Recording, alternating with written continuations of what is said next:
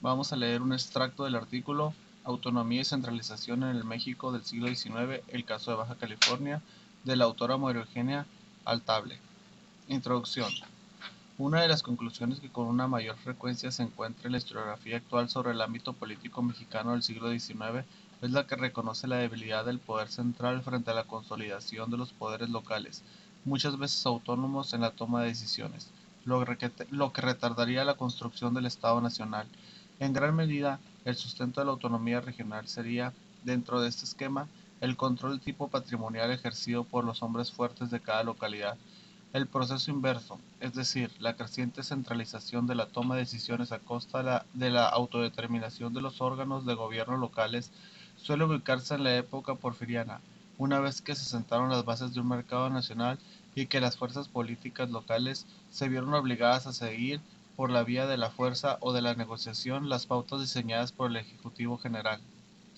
Por tratarse de una perspectiva general, no se toma en consideración que, como lo mostraría un estudio más detallado del desenvolvimiento de algunas regiones durante los 4 o 5 décadas siguientes a la independencia, fue posible la instauración de prácticas e instrumentos públicos mediante los cuales se pudieron plantear demandas y llegar a soluciones colectivas, lo que a su vez facilitó la integración política de las diversas entidades y su vinculación con el gobierno nacional.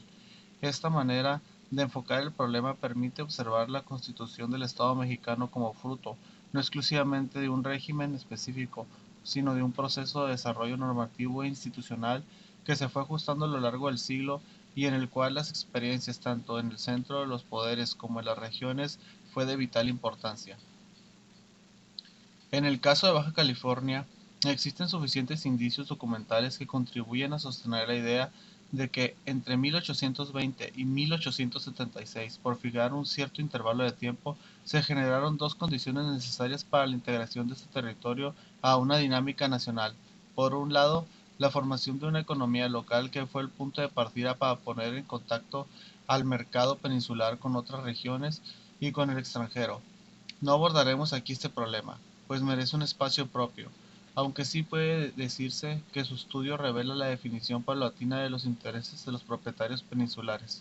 no solo a partir de lo que internamente aconteciera en materia económica, sino también en estrecha relación con el resto del país. La otra condición es la relativa a la constitución y funcionamiento de los órganos de gobierno locales, la creación de los ayuntamientos, el nombramiento de la Diputación Territorial, la elaboración de estatutos orgánicos, entre otros, fueron factores de primer orden para facilitar la dirección de los asuntos públicos en el territorio, en medio de un estado prolongado y general de guerras civiles e invasiones extranjeras. Es precisamente a esta última condición a la que se refiere el presente trabajo.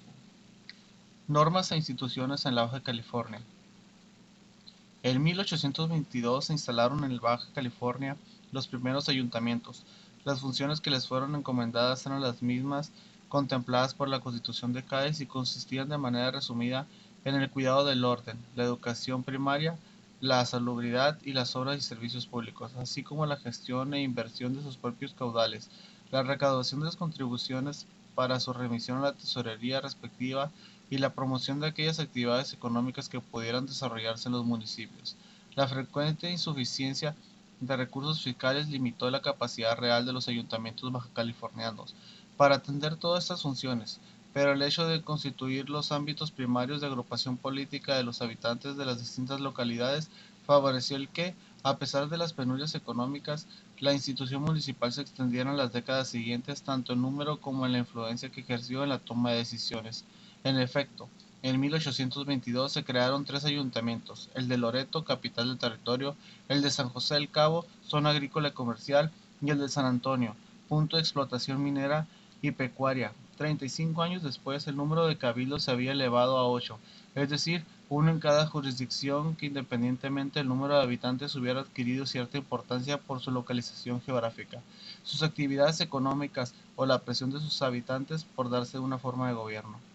Al mismo tiempo que aumentaba el número de municipios, crecían también las expectativas de sus pobladores de poderse servir del órgano de gobierno local para alcanzar más y mejores condiciones de vida. Se puede tomar la cuestión de la dotación de tierras como ejemplo de las facultades asumidas por los cabildos. En 1822, el jefe político, Fernando de la Toba, transmitió a los ayuntamientos la capacidad de enajenar tierras, motivo por el cual el Ayuntamiento de San Antonio dispuso que desde el momento de la publicación del bando respectivo se ratificaran y darían por válidas todas las posesiones otorgadas e informó que los municipios serían los únicos facultos para hacer concesiones de tierra y que se considerarían nulas las enajenaciones que hiciera cualquier otra autoridad.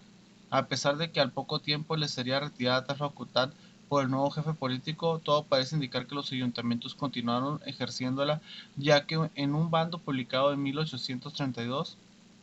ofrecieron a los colonos los territorios vacantes de sus jurisdicciones. La lectura de muchas concesiones nos muestra en el mismo año a un asesor Garay ordenando el registro municipal de los títulos de colonización. Los ayuntamientos metieron mano a la obra y revisaron y sancionaron con el mayor celo los títulos que se les exhibieron, antiguos o modernos.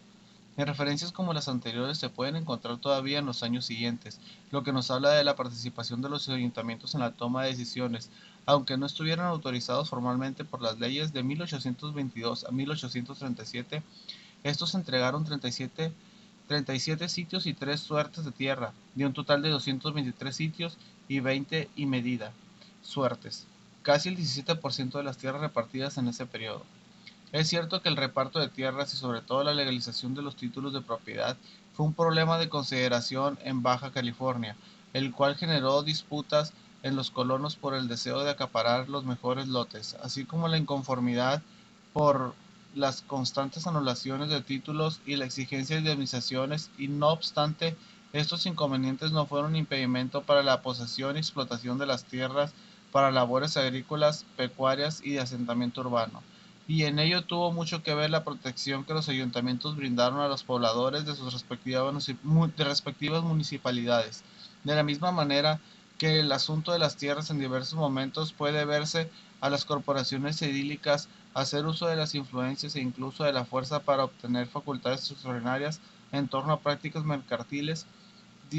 disfrute de contribuciones fiscales y de limitaciones jurisdiccionales. Por ello, no es de extrañar que los estatutos orgánicos elaborados por el gobierno interior del territorio y a los cuales se haría referencia más tarde hayan reconocido a esta institución como una importante base de representación tanto para cuestiones relativas a las actividades económicas como a las propiamente políticas. Otro de los órganos de gobierno que coadyuvó a la definición de un orden institucional en Baja California fue la Diputación Territorial, designada por primera vez en 1825. Contaba dentro de sus atribuciones las de aprobar el repartimiento hecho a los pueblos de las contribuciones recaudadas, dar el visto bueno a la inversión de los fondos públicos y examinar las cuentas antes de la aprobación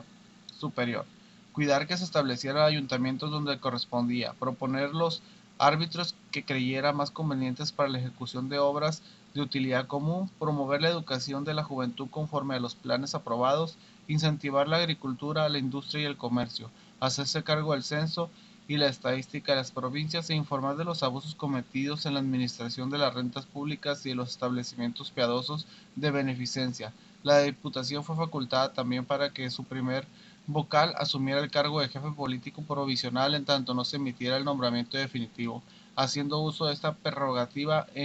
entre 1826 y 1836. Los diputados se condujeron prácticamente sin contrapeso central, dado que los jefes políticos abandonaban la península baja californiana para ejercer la representación del territorio de la capital del país ante el Congreso de la Unión, y tardaba la nominación del sustituto. Sucedería lo mismo durante la guerra con Estados Unidos, debido a la incapacidad del encargado del gobierno territorial para hacer frente a la invasión del ejército extranjero en la península. Hasta aquí por hoy. Les recuerdo que no leo comentarios a pie de página ni notas entre paréntesis. Y les hago una invitación a leer el artículo completo. Muchas gracias.